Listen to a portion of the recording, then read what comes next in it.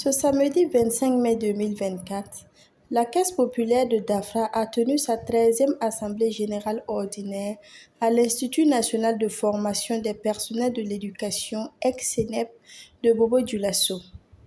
Dans un contexte où le réseau des caisses populaires du Burkina Faso fête ses 50 ans d'existence, cette Assemblée générale est l'occasion de faire le bilan et d'en présenter les résultats aux membres de la Caisse, bilan qui est rendu dans un contexte sécuritaire et économique trouble pour le Burkina Faso. Chères opératrices, chers opérateurs, nous avons travaillé en 2023 dans un contexte de crise sécuritaire couplé d'une morosité économique. Les mouvements de population ont entraîné la fermeture de certaines places d'affaires. Aussi, notons la forte présence de la concurrence. Chers opérateurs, chers partenaires, je peux vous dire qu'en dépit de ce contexte assez difficile que nous avons vécu, la Caisse de Dafra se porte assez bien. Solidaire pour un mieux-être, telle est la devise du RCPB qui, bien qu'étant une institution financière, joue un rôle social en tant que caisse de proximité pour tous ses membres. Aussi, M. Balamani Serissouma, président de la délégation spéciale de l'arrondissement 4 de Bobo-Dioulasso, a encouragé et assuré les responsables de la Caisse populaire de Dafra de soutien de toutes les autorités locales.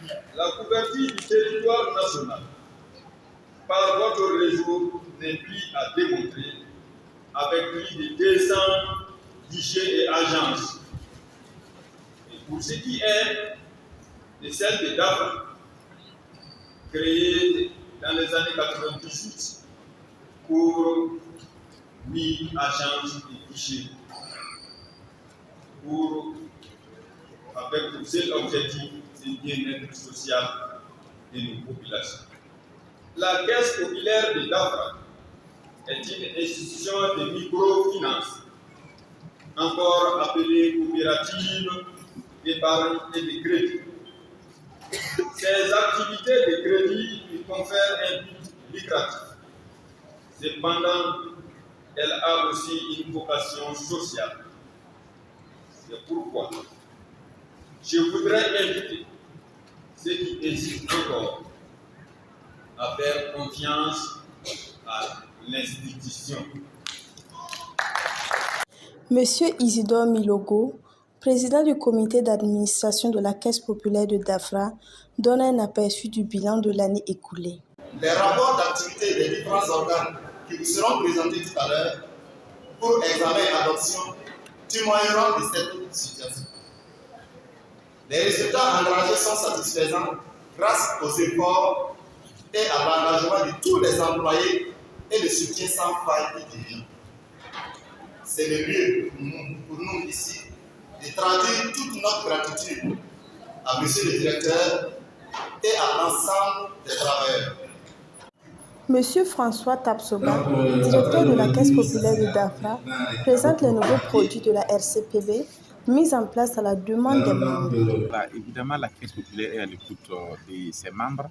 Voilà, et les membres ont demandé à ce qu'on procède à une digitalisation, voilà, de leurs opérations, et nous avons mis en place la carte électronique d'Anaya Cash qui permet de faire des transactions dans l'espace UEMOA, voilà, et utilisable dans tous les gaps des banques qui coûtent un prix vraiment dérisoire, 5 000 francs, voilà, sur 3 ans.